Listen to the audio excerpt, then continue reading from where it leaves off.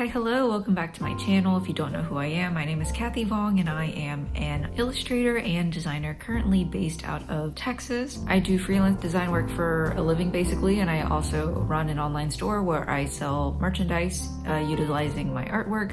I also often table in artist alleys at conventions around the country. It's something I started doing within the past 1.5 years. So I'm still kind of new, but I've learned a lot and I really wanted to film this video so I can help people who are interested in starting out, but they're a bit overwhelmed and they don't really know where to begin. Sorry if my voice is a bit not what it usually is, because y'all are literally the first people I have spoken to all day today, so I think my throat needs to warm up. This video is very long overdue. I've tried filming it multiple times and it hasn't come out quite right, but I have to stop putting it off. I have to just get this done and get this out there. Bear with me and any hiccups I have. I have notes here, just like a rough outline of what I want to talk about. So if I'm not looking at the camera, just know that I'm looking at this, or I'm glancing at my screen over here because I don't know what I'm doing anymore. First of all, I hope y'all are doing well.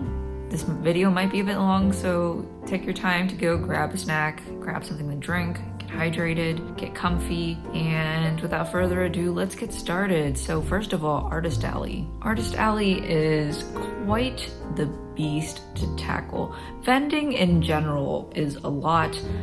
These tips can definitely apply to other kinds of events, not necessarily just like artist alleys at anime conventions, comic conventions, so on and so forth. You can use this information for outdoor markets and stuff like that too, local pop-ups, I'm sure, if you can find out about them in the first place. So yeah, Artist Alley. What is Artist Alley? So when you go to a convention, first of all, if you have never been to a convention, it's okay.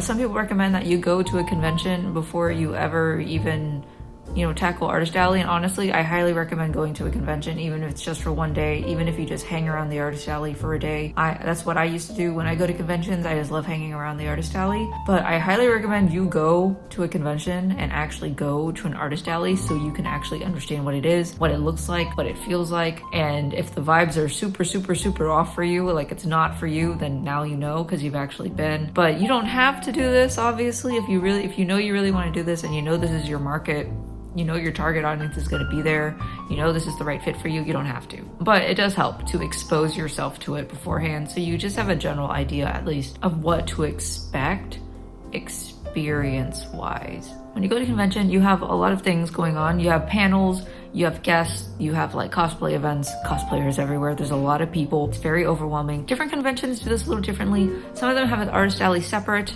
from what they call the dealer's hall. So they have exhibitors and then they have artists, or dealers and artists, and exhibitors or dealers in the dealer hall or exhibit hall will typically be people selling licensed merchandise. So these people have purchased, the necessary license to sell official goods, so on and so forth. Some artists do transition to this area of the exhibitors hall if they have grown to a certain size and they have enough product to, original product to justify doing so, they might move here.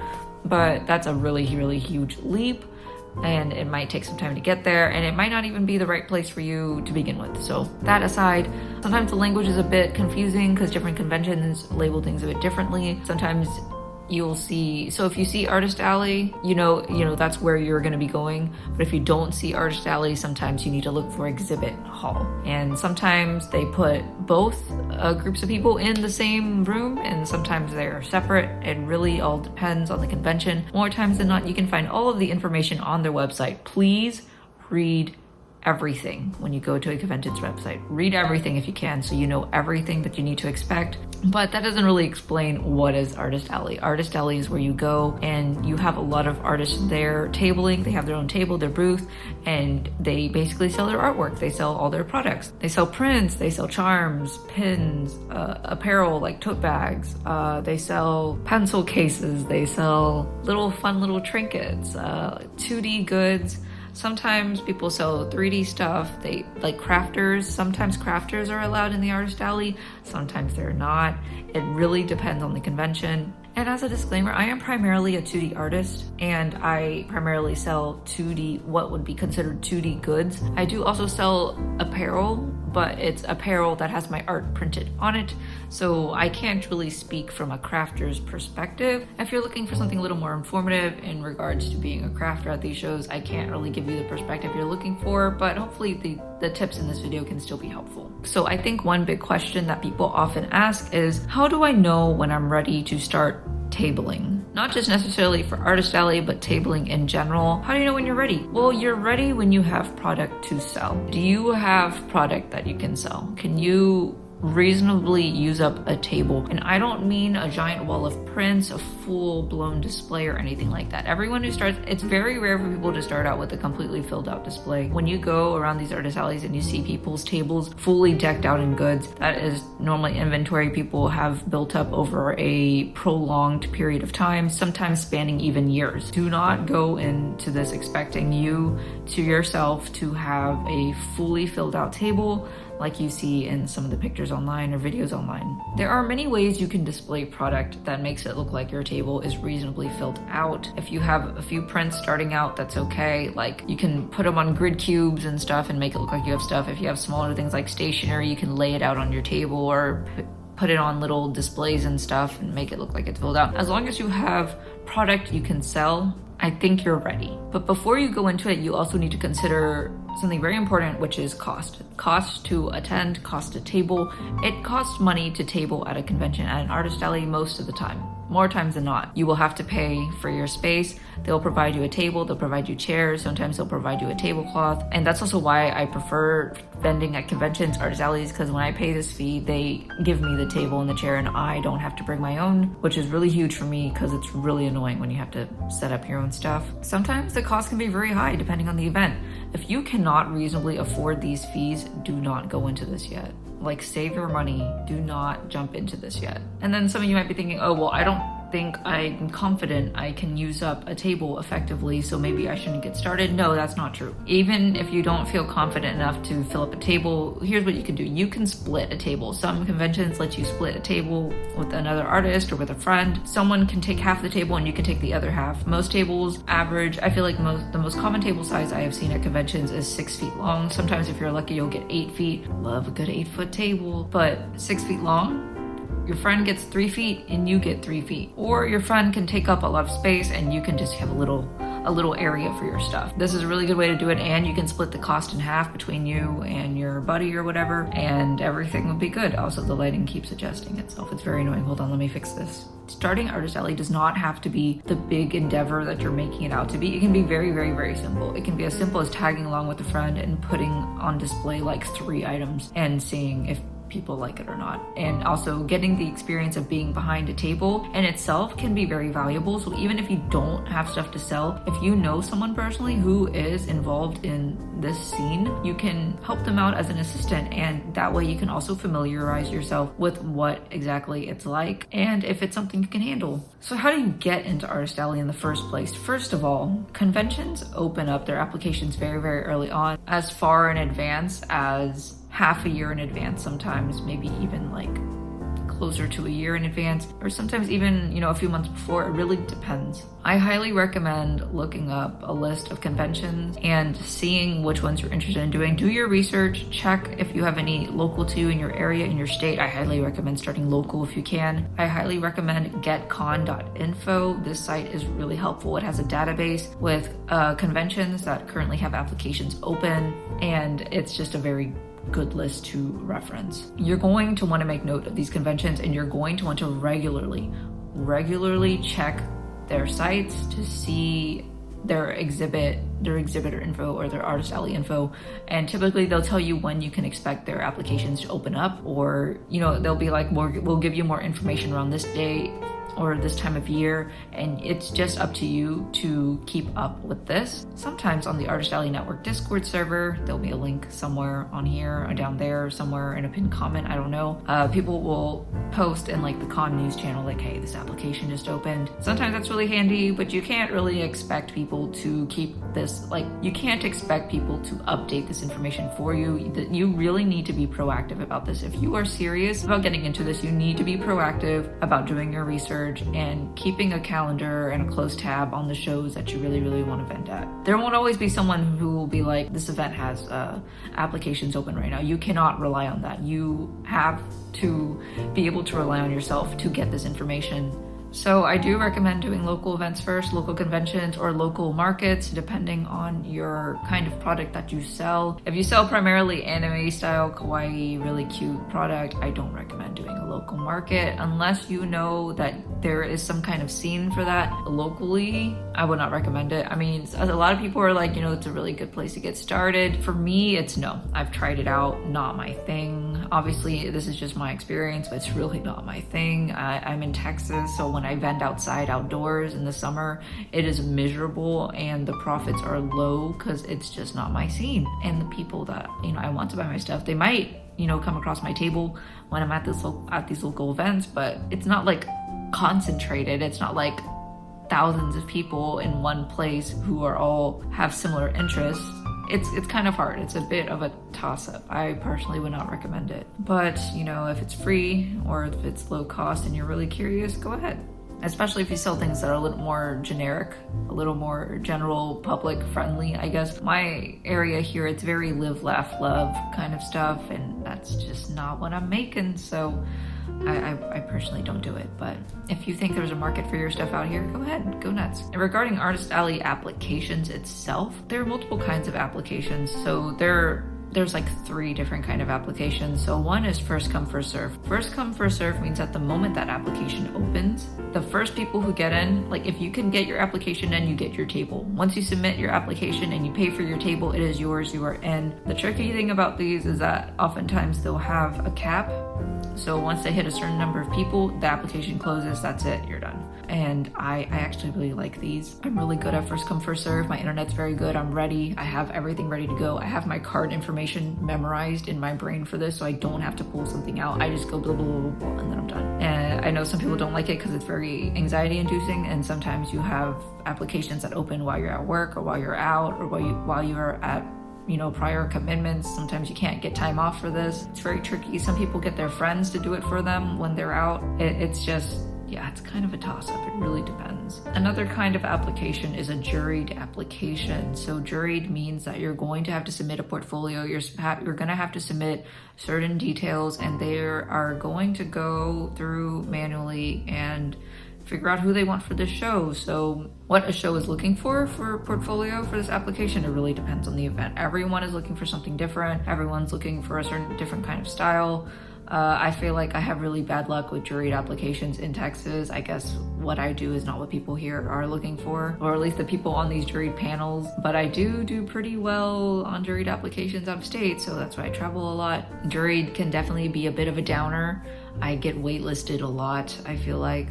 And it really does come down to luck sometimes in the event itself. You never know, but you never know how it's going to turn out. So, you know, apply anyway and hopefully you get in. Juried applications typically run for a specific period of time, sometimes way too long for their own good. I really think juried applications should have a shorter time frame for people to apply because there can be a lot of applications to go through. And juried applications, they can take forever to get back to you. Like by the time they get back to you, all the hotels could be booked up and everything. It's very annoying. When you have a lot of people applying for your Artist Alley, sometimes juried is necessary. And finally, another type of application is a lottery application where you apply and basically they pick everyone's names out of some imaginary hat and that's how you get in. It's pure luck. I have awful luck. So first come, first serve it is. First come, first serve and lottery are very accessible for first timers because it's purely because it's purely luck based for the most part, but don't be scared by juried applications. Apply anyway, work on your portfolio, and you'll be good. Sometimes they do combination too. Sometimes it'll be like, I know one show does it this way, it's kind of weird, but they do a lottery, and when they pull out names from the lottery, the people who got pulled in the lottery will get moved forward to a juried process. It's kind of strange, but okay. And sometimes, you know, first come, first serve, lottery, first come, first serve, jury, it's because they have strict caps. So you have to send in that application very quickly. But for the most part, those are the 3 kinds of applications that you will see as you are applying for Artist Alley. And one very important thing, please read everything carefully when you apply. When you apply for something, read everything carefully. Go to the site before the application even opens and read everything. There are so many times where I have seen artists just completely butthurt, like, oh, I didn't know you aren't allowed to sell stickers here. I didn't know your application would be disqualified if you put down, you know, this, or if you checked this. I didn't know that my application would be thrown out if I didn't already have like a sales tax permit number for like the state of Texas. It sucks, I feel for you, but you should have read this information beforehand. You should have known this going into this application. You have no one to blame but yourself. They're like, oh, it's, you know, they played a really dirty trick on us. No, it's literally right there. You just had to read it and you did not. So it's a really easy way to weed people out. Read everything. They take these things very seriously, especially if they have certain banned items that you cannot sell. Like, for example, some conventions are really strict about you selling stickers because some idiot bought stickers and stuck them all over the convention center at some point or whatever and ruined it for everyone. So just read everything carefully. For example, if I read something and it says you can't sell stickers here, if they ask me what product I sell, I'm not going to list stickers, or I'm not going to check stickers, or if I'm not allowed to sell apparel like tote bags, I'm not going to include it, and I'm not going to check it off. Getting off my soapbox now and moving on to the next topic. What do you need to get started? First of all, I highly recommend you build a portfolio. If you do not have a portfolio already, please build a portfolio. There are free options, there are paid options. I personally use Squarespace. I love Squarespace. This is not sponsored, but if you want to sponsor me, I'm open. But I've been using Squarespace for my portfolio for a long time. At first, it was to house my design portfolio, but now I kind of have a 2-in-1 kind of deal where I have illustration and design all on one site. Some people do separate portfolio for their applications, but yeah, you can do Squarespace. There's Wix. There's a bunch of free options. You can even use Card if you can, you know, format it properly. Card is a pretty easy free solution if you know how to make that work. Just build a site, get your artwork out there. I recommend at least, like, if you have 10 good pieces, I think you're good to go. You might not even need 10, but I think 10 is a good number personally. Just showcasing your best. If you have photographs of any products you have already, you know, take those photos, put them on there, like your stickers, your charms, your pins, or whatever. Take photos of those. You can put those on there. Sometimes applications will ask you for photos of your booth, like what your booth looks like, just so they know what to expect. If you have never tabled before, obviously you are not going to have a photograph of your booth, but you can, you know, make a rough diagram drawing if you want. Some people do rough drawings of their setup, so just so they know what to expect from you, because sometimes the way they arrange the Artist Alley, it depends on the product you sell, how much of one thing you sell, what your booth may look like. They take these things into consideration sometimes when they're building out the overall layout and deciding on table placement. So that, and sometimes they just want people who have already vended before and they know what they're doing. So yeah, you can do that. And if you've never tabled at an event before, but you have like a table you can roughly set up on, you can do that at home and take a picture of that too. Highly recommend you have a portfolio ready to go. I don't recommend Tumblr. Some sites will ban Tumblr just because sometimes Tumblr themes are wonky. You can't guarantee that everyone's Tumblr portfolio is going to be consistent and that they're going to display on every single device that you use. So I highly recommend you stay away from those personally. But, you know, if you have your own custom domain on it, your own custom URL, and it looks good and it works on mobile and desktop, like it's responsive, go ahead. But just know that sometimes that's a stipulation people have on there, that you're not allowed to use Tumblr links. I also highly recommend you get a form of social media like Instagram that you can just post on, because sometimes they'll ask for your social media as well. Not important, but it could be helpful. If you're doing local events especially, they like to take a peek at your social media. They like to follow you on social media. Sometimes they like to promote you on their social media, so it's good. I think Instagram is good to have, at least just for documentation purposes, just to have your art out there, and just so some people can reach out to you on social media in the first place. place. Next important thing that you're going to need to have, you need to figure out your sales tax stuff. So if you know you're going to vend at an event, you need to make sure you have a sales tax selling permit or whatever. Every state has different rules. For example, not every state needs you to collect sales tax. Like Oregon, you don't have to collect sales tax, but you do need to apply and pay for a temporary business license to sell in the state. So for example, when I went to CommuniCon last month, I had to pay for a temporary business license, and it was like $10 a day or something like that. And another example, I'm in Texas. You need to apply for a sales tax permit here to sell, and it's very quick, it's online. You do it all online, they give you a number, you can put that in, you're done. And if I were to travel to another state, for example, like if I were going to Seattle, like when I vended at Emerald City Comic Con, I had to apply, for another permit, and it was kind of annoying because it's like a whole process. They do a snail mail thing, it's very annoying. Do not put this off to the last minute. If you know you need this, don't put it off to the last minute, because you don't know what that state's application process is like. Because sometimes they might have to send you something through snail mail and you have to wait for it so you can log in and create an account. And no, this is not optional. Please pay your taxes. Do not commit tax fraud. And do not proudly announce to the rest of the Artist Alley that you are openly committing tax fraud, because we are listening and we will make fun of you in private.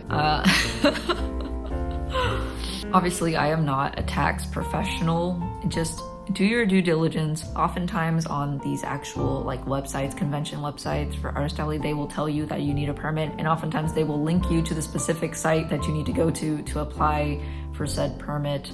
Just make sure you have everything ready to go before you get there, and that you have, things printed out if you need to, or have it, on your phone or your laptop or something ready to show, just in case someone comes and asks for it. Do not commit tax fraud. Don't play with the IRS. Another important thing, accepting payment. You need a means to accept payment. We're living in, a very technologically advanced society where everyone uses cards and stuff now. So you will need to bring cash change. You need to make change for cash. The amount you need to bring differs per person. I bring $120 in cash. I break it up between 1s, 5s, 10s, and 20s. Most of it being 1s and 5s, because that's just what works for me. And most importantly, you need a way to take card sales. Just get a Square Reader. Get a Square Reader. You can get the magnetic swipe one for free if you apply online, I think. Or you can buy it really cheap in stores. But I highly recommend you save up and you invest in the chip reader. It's like a square. It's like this big. It's super portable. You can charge it. You can also use it to take tap payments, so NFC payments like Apple Pay, Samsung, Google Pay, or whatever, or people can tap their cards on it, or they can insert the chip in. I just highly recommend it because that extra layer of protection you get from accepting chip payment, it helps protect you from fraud. So please get a chip reader if you can afford it. It's like $40 maybe. It also comes with a free magnetic swipe reader, and it works through Bluetooth. So I highly recommend that. And before you go to an Artist Alley, you also need to figure out stuff like internet.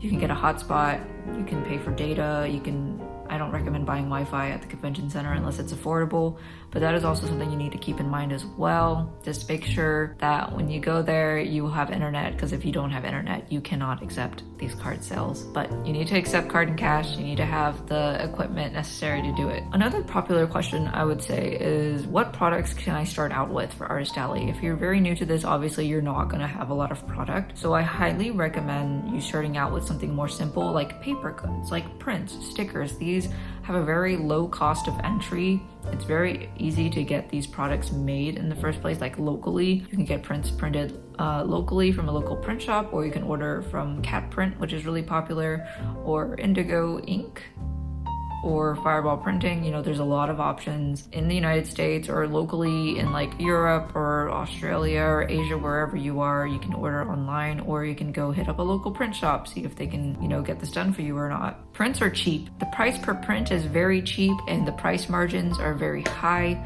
You can make a lot of money back on prints. It's a very low investment item, and they're kind of easy to get rid of. And if for some reason you have to trash them, it's not the biggest loss in the world, I guess, but that's pretty sad. Don't trash your prints. Let's all pray that they sell out one day, and then you can retire it normally. Another popular item I would say is stickers. Get stickers printed. You can get a lot of them made for a pretty reasonable amount of money. There's a lot of resources out there for getting stickers made. Honestly, this stuff you can just search up online. They'll tell you it really easily. Just do your research, figure out what works best for you, and I don't know, just give it a try, see if you like it or not. I highly recommend starting with like print goods over things like pins or charms, just because the cost of entry is very low. You are not going to bankrupt yourself by getting some prints made, hopefully. The reason why people recommend against starting out with like pins, like acrylic or enamel pins or acrylic charms and stuff like that, is because it's very expensive to get started. It can cost a lot of money. Typically these things are made overseas. There aren't any actual enamel pin factories like in the US, for example. I'm based in the US, I'm just speaking as someone who living in the US, but yeah, we just don't have those. If they claim they make them here, they probably don't. They're middlemen. They get made in China or something somewhere else. It costs a lot, and the MOQ is a lot. If you don't know, you're gonna see this pretty often as you do your research, but MOQ means minimum order quantity. This is the minimum amount of a product you need to order to even place the order in the first place. And sometimes you can split it up between designs, and sometimes the MOQ is per design. So just something to keep in mind. It's a really high cost of entry item, especially enamel pins, because you also have to pay for your molds and everything.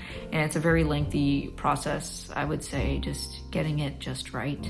There's also the risk of getting like lower, like B grade items or C grade or stuff that's just not good. So it just takes a lot of money and research and time to dive into these things. Acrylic charms too. Acrylic charms are a bit more accessible than pins per se, but it's still a lot depending on the manufacturer you use, what you're looking for, and it can just be a bit intimidating or overwhelming to start with. Quick caveat, if you know that your designs are very well suited for these products and you know they're going to do well if you sell them like this, and you've done your research and you also have the money to do it, you can do it. I'm not gonna tell you not to do it. Like, if you know it's gonna work out, and if you know this is the right decision for you, go ahead. Just know that it's a lot of money and you could potentially lose a lot of money. And you also don't know if, especially if you've never tabled before, you don't know if Artist Alley is something you can see yourself doing long term. So there's potential to invest in a lot of product and then have it just sit there, which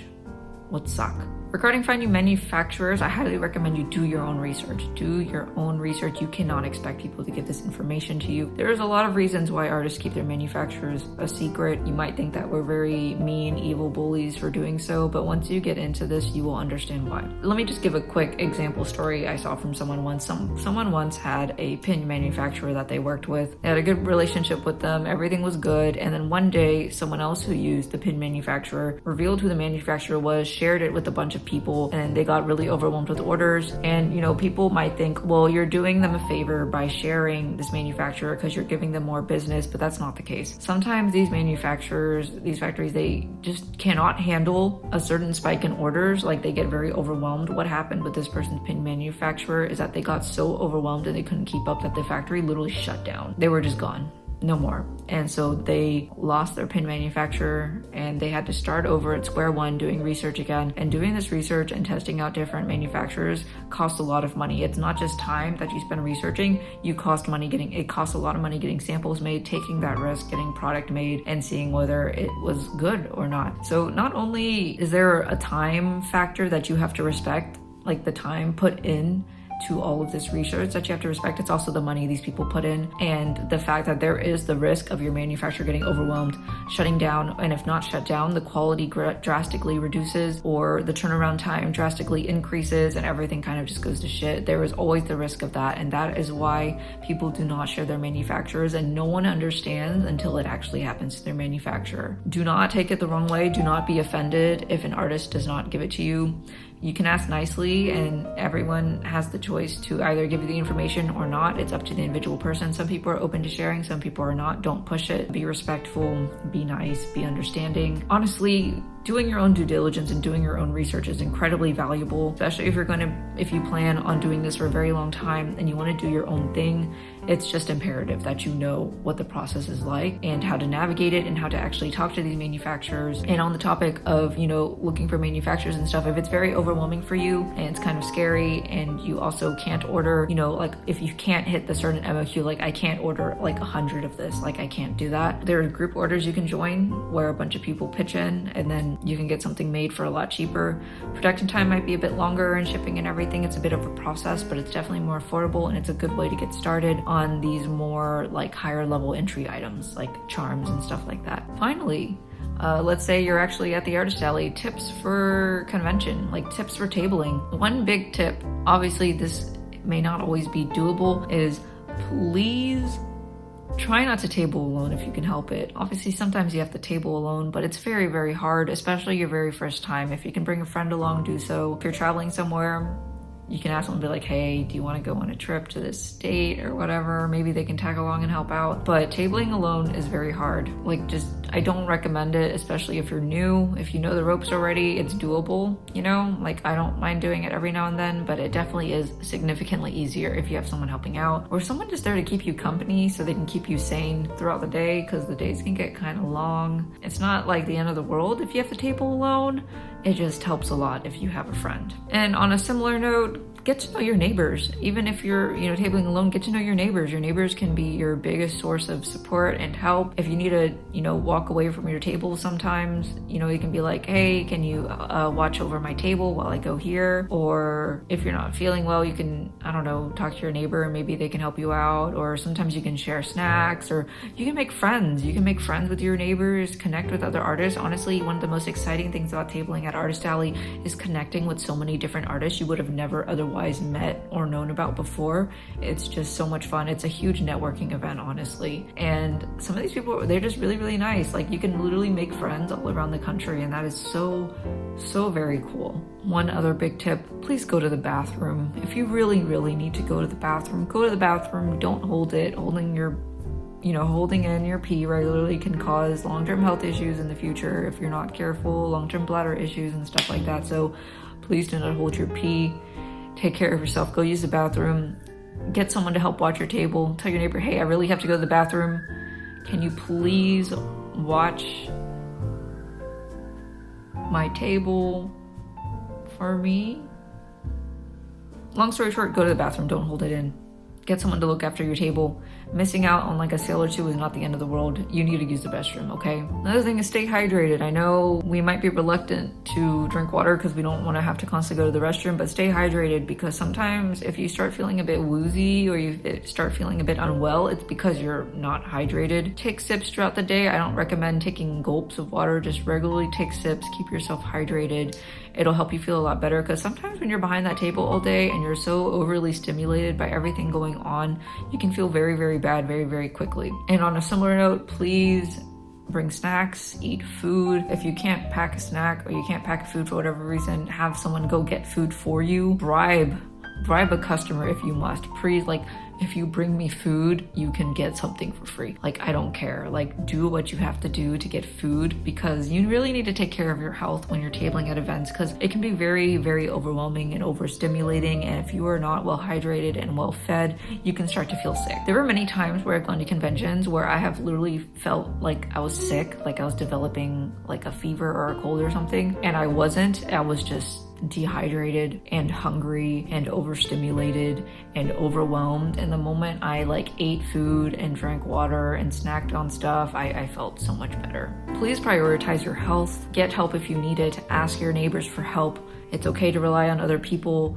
Please eat and drink and use the bathroom. Also, I would say that make sure you figure out a way of organizing all your stuff, because when you're back behind your table, it can be kind of overwhelming, especially if you have a lot of product. Figure out ways to divide things up, organize things, have things easily reachable. I like to travel with little bins I use sometimes to help with my charms and stuff. If you have everything well organized and you know where everything is, you can very easily grab your product when people ask for it, and it just really speeds up the time between, a customer asking you to grab something and you checking out. And it's very helpful, especially when there's a lot of people crowded around your table and there's multiple people wanting to buy something. It's just better if you can quickly get these people checked out and you can have everyone move on with their day. One more quick tip for conventioning, tabling. I think it's very important to reward yourself, especially if you've had a good show. Go out and get dinner with a friend, go out, treat yourself to a nice meal, or get delivery to a hotel. Really pamper yourself, because events can be really long and really grueling and you're going to be very, very, very tired. So, you don't want it to be all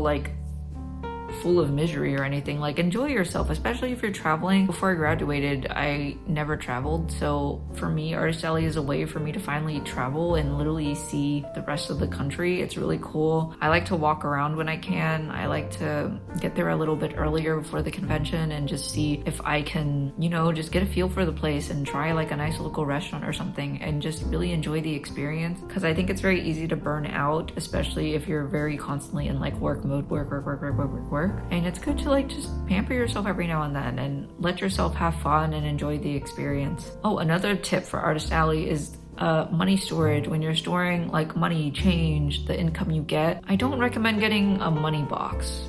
They're very easy targets for theft, money boxes. A lot of people recommend fanny packs or stuff like that that you can easily keep on hand at all times. Never leave your wallet or your whatever you're using to hold your money behind, because theft is an issue in Artist Alleys. So make sure you keep a close eye on your stuff, keep things secure, be diligent and vigilant about your stuff, because thefts do happen. I've never had it happen to me, but I've heard of it happening to other people, so just be a little careful about that. Be mindful of your surroundings. And also, one last tip, get a portable battery. Like, you know those big chunky batteries, you can buy the portable ones that you can plug things in. Get one of those. That way you can keep your devices charged, you can keep your phone charged, your iPad, your laptop, whatever it is that you're bringing. If you need electricity, you can use a power bank.